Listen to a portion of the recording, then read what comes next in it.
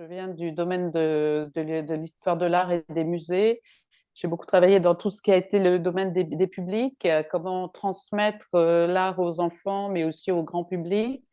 Et il se trouve que dans ce parcours, j'ai aussi beaucoup travaillé sur donc l'image, et en particulier sur l'image dans l'album de jeunesse.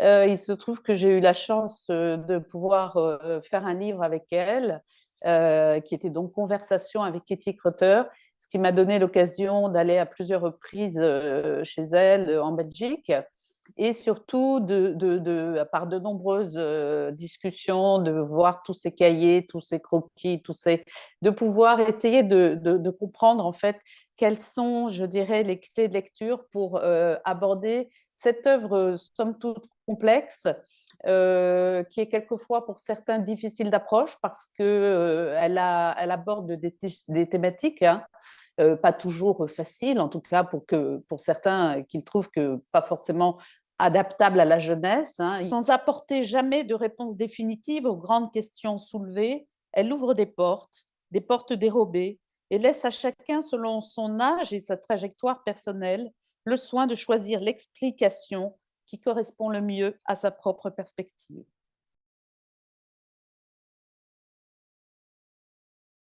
Alors, voilà un livre qui est assez étonnant, qui est un livre pour les petits, pour les crèches même, hein, qui s'appelle Alors.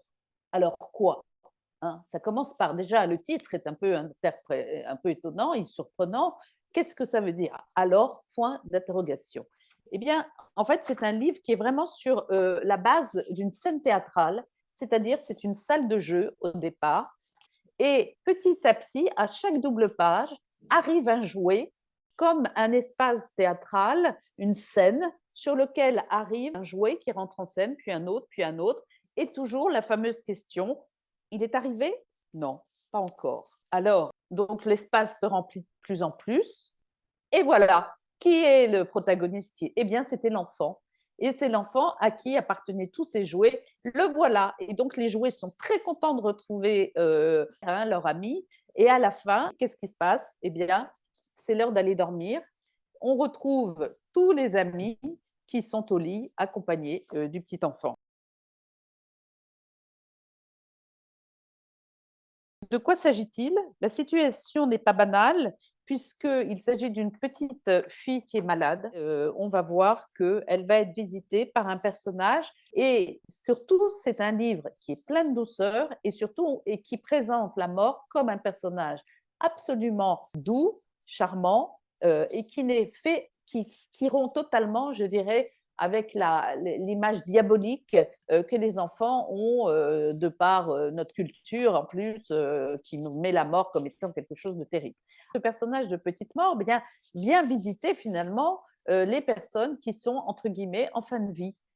Donc, c'est une autre manière de parler de la mort. Vous avez d'autres auteurs qui se sont, je dirais, un peu risqués sur ce terrain-là. Je pense à Helbruch, évidemment, d'une toute autre manière. Mais en général, les grands auteurs illustrateurs n'ont pas peur d'aborder des thèmes comme ça. Et je pense que c'est très important parce que, en fait, pour beaucoup d'enfants, ils entendent ça partout. Hein, je veux dire que ce soit les actualités qu'on leur met à hauteur de tout le temps, ils entendent ces mots-là à la radio, à la télévision, etc. Ils ont des grands-parents qui peuvent aussi avoir cette décidé, etc. Et là, quelque chose dont on parle si peu, qui est si caché, si dissimulé, au point que quelquefois, même les enfants, on leur dit qu'il ne faut pas en parler, et bien là, tout d'un coup, c'est comme si ce contre-pied qu'elle prend, c'est justement pour montrer une autre facette de la mort, et je pense que c'est extrêmement consolateur.